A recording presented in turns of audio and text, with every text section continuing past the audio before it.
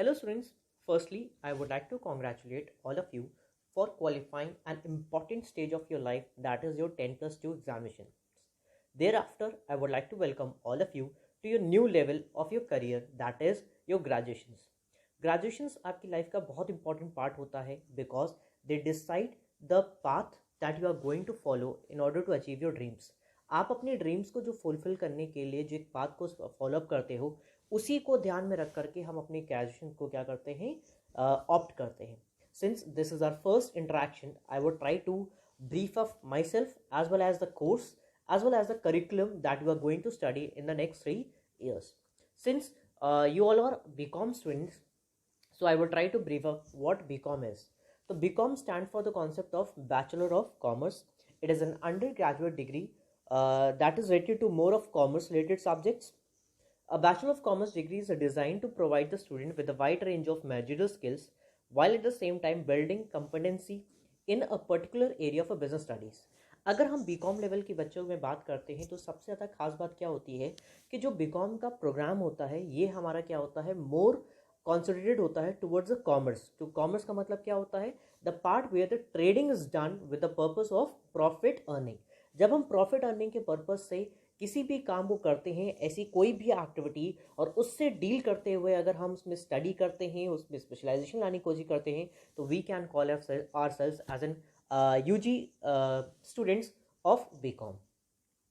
Now, this degree is planned in such a manner that students are exposed to general business principles and take courses in accounting, finance, human resources, statistics, marketing, economics and information systems. That means हम BCom की अगर बात करते हैं तो यहाँ पे जो कॉमन करिकुलम जो उसमें आता है या जो सब्जेक्ट्स को हम टच करते हैं वो हमारा फिनेंस एक होता है, एचआर यानी कि ह्यूमन रिसोर्सेज. कोई भी ऑर्गेनाइजेशन अपने आप नहीं चलता, उसको चलाने के लिए उनके लोग चाहिए होते हैं. उन्हीं लोग के बारे में कि कौन कैसे वर्क करेगा, किनको हम कितना पे करेंगे, हमें किस लेवल के कौन से एम्प्लॉयज़ चाहिए होते हैं, इन सब का एनालिसिस और उनका रिक्रूटमेंट, ये सब पार्ट आ जाता है.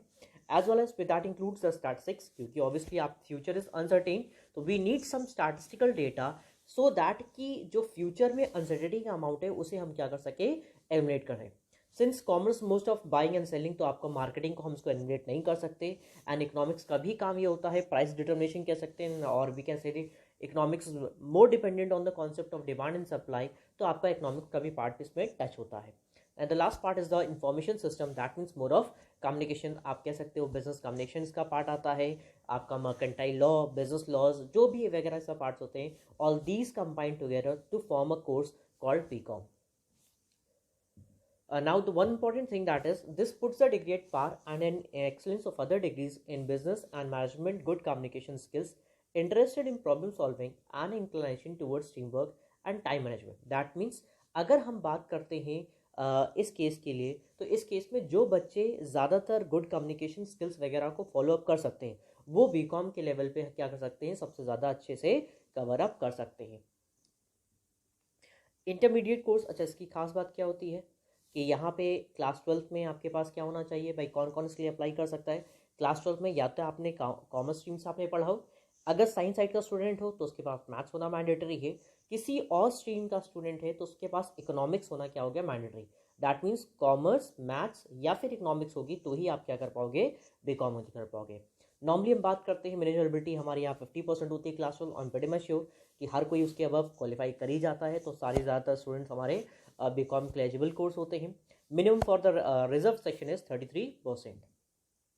Now this is the subjects that we are going to study in a period of 3 years. पहले जो आपका बीकॉम होता था वो आपका 3 years कोर्स होता था. अब इसको हमने पिछले 2 सालों से रिड्यूस करके यूनिवर्सिटी ने इसमें चेंजेस कर दिए और उन्होंने ये कहा कि अब हम बीकॉम को सेमेस्टर वाइज पढ़ाएंगे. दैट मीन्स अब एक जैसे कि पहले 1 साल में एग्जाम होता था, एक ही बार होता था, अब क्या होगा कि साल में 2 बार क्या होंगे, एग्जाम्स होंगे. यानी पीरियड 3 ही रहेगा, 3 साल का ही ड्यूरेशन रहेगा, लेकिन हमको एग्जाम्स कितने बार देने पड़ेंगे, 6 टाइम्स देने पड़ेंगे. दैट इज़ कि हमें 6 सेमेस्टर्स में क्वालिफाई करना पड़ेगा. मैंने आपके सामने एक टेबल प्रेजेंट कर रखी है, उस टेबल में आप देख सकते हो कि सेमेस्टर वाइज मैंने हर एक कोर्स के बारे में इन्फॉर्मेशन दे रखी है, जिसमें से फर्स्ट सेमेस्टर में हमारा टॉपिक होगा फाइनेंशियल अकाउंटिंग होगा, बिजनेस ऑर्गेनाइजेशन होगा, माइक्रो इकोनॉमिक्स होगा, आपका currency banking exchange, essential of management and business commission. आप अपनी स्क्रीन पे देख सकते हो, आपको हर एक सब्जेक्ट के बारे में नॉलेज मिल जाएगी. Since this is your first semester and I will be teaching the subject of financial accounting. मैं आप लोग के साथ में फाइनेंशियल अकाउंटिंग के सब्जेक्ट्स क्या लूँगा, कंसिडर करके आप लोग को पढ़ाऊँगा। This is the subject related that we are going to study in the next 4th 5th and 6th semesters. वो भी मैंने कनेक्ट एनालिसिस में दे रखा है, ऑल दो अभी इसकी आपकी रिक्वायरमेंट नहीं, लेकिन स्टिल अगर आप इसको एनालाइज करो तो आपको मोर सबसे ज़्यादा पार्ट आपको उसमें जो मिलेगा दैट इज ऑफ अकाउंटिंग का आपका एक पार्ट मिल जाएगा, स्टैटिस्टिक्स आपको पार्ट मिलेगा, इकोनॉमिक्स पार्ट मिलेगा, मार्केटिंग और थोड़ा बहुत छोटे मोटे आपके थ्योरेटिकल सब्जेक्ट्स भी हो जाते हैं। लेकिन 4 मेन एरियाज होती है जिसमें से आपका फाइनेंस एक इंपॉर्टेंट आता है, स्टैट्स एक इंपॉर्टेंट पार्ट है, मैथ्स इंपॉर्टेंट पार्ट होता है, इकोनॉमिक्स एक इंपॉर्टेंट पार्ट हो जाता है, एक पार्ट आपका मार्केटिंग के एरिया में आ जाता है। Now what about the marking policy. अच्छा, लखनऊ यूनिवर्सिटी में नंबर कैसे मिलेंगे, ये सबसे बड़ा ही क्वेश्चन पुटअप होता है बच्चों के माइंड में कि अगर हम क्लास 12th में कैसे कर रहे थे, अब हम ग्रेजुएशन में आ गए तो हम कैसे नंबर स्कोर करेंगे। तो यहाँ पे काफ़ी हद तक पैटर्न्स थोड़े डिफरेंट होते हैं। अब आप लोग को यहाँ पे थोड़ी चीज़ एडजस्टमेंट करने पड़ेंगे। अब ध्यान रखिएगा कि आपने सीबीएसई में जैसे होता था लिमिटेड वर्ड्स में होता था, आईएससी में भी ऐसा ही कुछ होता था, यूपी वर्ड्स में भी हर जगह क्या होता था कि ज़्यादातर क्या होता है मार्क्स के अकॉर्डिंग आप उतने लाइन कम 2-4 लाइन वगैरह में लिख देते हैं। यहाँ पे ऐसा नहीं होता है। You have to gather more information about the content. आपको थ्योरेटिकल एस्पेक्ट्स में नॉलेज बहुत ज़्यादा होनी ज़रूरी हो जाती है। अब बेसिकली क्या होगा, जितने भी सब्जेक्ट्स होंगे सब 100 मार्क्स कैरी करेंगे। इसमें से आपका एक रिटन एग्जामिनेशन होगा 80 मार्क्स का होगा, 20 मार्क्स इंटरनल होगा that will be in distributed various parts. ये 20 नंबर आपके अटेंडेंस के बेस पे होंगे, असाइनमेंट के ऊपर बेस्ड होंगे, आपकी वगैरह वगैरह हम जैसे कह सकते हैं कि प्रोजेक्ट्स वगैरह आपको मिल जाएंगे। टोटल कंबाइन करके आप ये मान के चलिएगा कि हाँ 20 मार्क्स का आपका क्या होगा इंटरनल असेसमेंट होगा। 80 मार्क्स के लिए आपको ज़्यादातर फाइट करना पड़ेगा। अब ये 80 मार्क्स आपका क्या होगा एग्जामिनेशन होंगे। एग्जामिनेशन में ध्यान रखिएगा जो आपके ऑड सेमेस्टर एग्जामिनेशन होते हैं, यानी कि फर्स्ट सेमेस्टर, थर्ड सेमेस्टर और फिफ्थ सेमेस्टर, ये सब्जेक्टिव होते हैं। जैसे कि क्लास 12th में आप लोग पेपर लिख के नहीं, वैसे proper written examination common questions put up होंगे, जिसमें आपके 10 मार्क्स के क्वेश्चंस होंगे, 4 मार्क्स के क्वेश्चन होंगे, शॉर्ट लॉन्ग हर एक टाइप का मिक्स करके रिटन क्वेश्चंस होगा, आपको कॉपी में प्रॉपर लिख करके आना होगा। ऑड सेमेस्टर यानी कि कौन कौन से, first, third and fifth semester. लेकिन जब हम यही बात करते हैं इवन सेमेस्टर्स की, यानी कि हमारे सेमेस्टर्स कौन से हो गए, second semester, fourth semester and six semester. तो अब यहाँ पे हमारा जो पेपर हो गया वो ऑब्जेक्टिव होगा। ऑब्जेक्टिव का मतलब क्या हुआ, जैसे आजकल एग्जामिनेशन होते हैं ऑनलाइन वगैरह में, एक क्वेश्चन दिया जिसके 4 सॉल्यूशंस हो सकते हैं या आंसर्स हो सकते हैं, जिसमें से सिर्फ एक आंसर क्या होगा, सही होगा। You just have to take the right answer, उसके बेसिस पे आपको नंबर मिल जाएगा। तो ध्यान रखिएगा ऑड सेमेस्टर्स आपके सब्जेक्टिव होंगे और इवन सेमेस्टर्स आपके क्या हो जाएंगे, ऑब्जेक्टिव होंगे। लास्ट जो आपका सेमेस्टर है that is your 6th semester, वहाँ पे एक वाइवा वॉइस भी होता है, दैट मीन्स एक वाइवा आप कह सकते हो, लखनऊ यूनिवर्सिटी के प्रोफेसर वगैरह आकर के वहाँ पे वाइवा लेते हैं and that also carries 100 marks. ये पूरी तरह क्या करता है 100 मार्क्स, और ये आपके मार्क्स पे काउंट करता है। ध्यान रखिएगा कि आपको ये सारे पेपर्स को कंसिडर करना होगा। Since I am an accounts teacher, आप ये कह सकते हो कि मैं आपका एक अकाउंट्स टीचर हूँ, although I have specialisation in accounts as well and economics. मैं अकाउंट्स इकोनॉमिक्स दोनों ही सब्जेक्ट लेता हूँ अलग अलग एरिया में, या मीन्स हम I take classes in BCom, BBA, BCom honours as well as in PG classes also. Since हमारा आपके साथ में जो इंटरेक्शन, ये बॉन्ड दिया गया है वो एक सेमेस्टर के लिए दिया गया है, और उस सेमेस्टर में मैं आपके साथ में क्या डिस्कस करूँगा, फाइनेंशियल अकाउंटिंग डिस्कस करूँगा। although we are going to talk about that content later, हम उसके बारे में बाद में बात करेंगे। Still just for the purpose of basic revision, आप लोग को पता ही होगा financial accounting is a specialized branch of accounting that keep tracks of company's financial status। Financial का मतलब क्या होता है, फंड्स, और अकाउंटिंग का मतलब होता है कैलकुलेशन।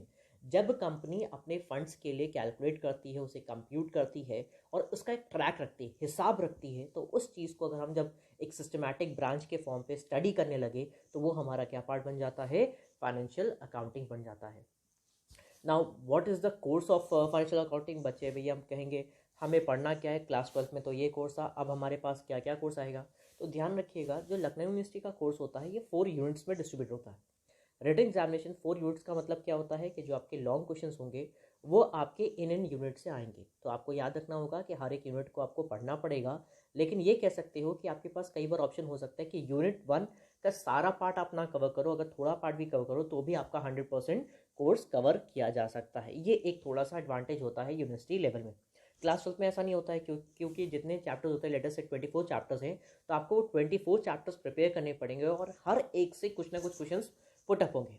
लेकिन यूनिवर्सिटी लेवल में क्या होता है कि आपके पास ऑप्शंस दे दिया जाता है कि और के फॉर्म पे चाहे तो हम यूनिट 1 प्रिपेयर करें या यूनिट 1 के ये टॉपिक्स प्रिपेयर कर ले, चाहे तो ये वाले टॉपिक्स कर ले।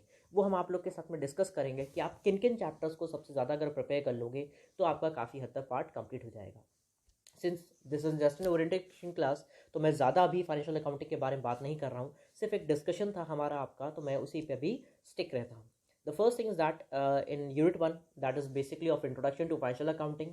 आई एम प्रीटी मच श्योर कि जो भी कॉमर्स बैकग्राउंड का स्टूडेंट्स होगा वो ऑटोमेटिकली ये पूरा पार्ट कवर कर लेगा. बट आप लोग जो नॉन कॉमर्स बैकग्राउंड से स्टूडेंट्स हैं उनको घबराने की कुछ भी जरूरत नहीं है. मैं एकदम बेसिक से स्टार्ट करूंगा, यानी एकदम बेसिक से, यानी जो बच्चे कॉमर्स पढ़ लिए हैं या नहीं पढ़े उससे मुझे कोई फर्क नहीं पड़ेगा. मैं एकदम basic initial term that means ABC of accounting से हम आपके साथ में डिस्कस करेंगे, ताकि आपको एक भी टर्म के साथ में कोई भी प्रॉब्लम ना आए. तो फर्स्ट यूनिट आपका इंट्रोडक्शन हो गया, सेकंड यूनिट पार्टनरशिप अकाउंटिंग हो गई है, थर्ड यूनिट आपकी हायर परचेज इंस्टॉलमेंट आता है, रॉयल्टी इंसॉल्वेंसी अकाउंट होगा. हो सकता है ये सारे टर्म्स आप लोगों ने पहले ना पढ़ा हो क्योंकि ये ग्रेजुएशन में ही पढ़ाया जाता है. फोर्थ यूनिट आपका इंश्योरेंस क्लेम होता है, लॉस स्टॉक होता है, ब्रांच अकाउंट होता है, वॉयज अकाउंट होता है. ये बेसिक हमारे पास क्या हो जाते हैं, प्रैक्टिकल चैप्टर्स है जिसे हम प्रिपेयर करके अपने क्वेश्चंस को पुट अप करेंगे. This is basic information about myself. आप देख सकते हो यहाँ पे स्क्रीन पे, there is no nothing to describe about these things. So that's all for today. Hope you like the video. We will be having a virtual class in the coming period also. So that's all for the day. Thank you students. Take care.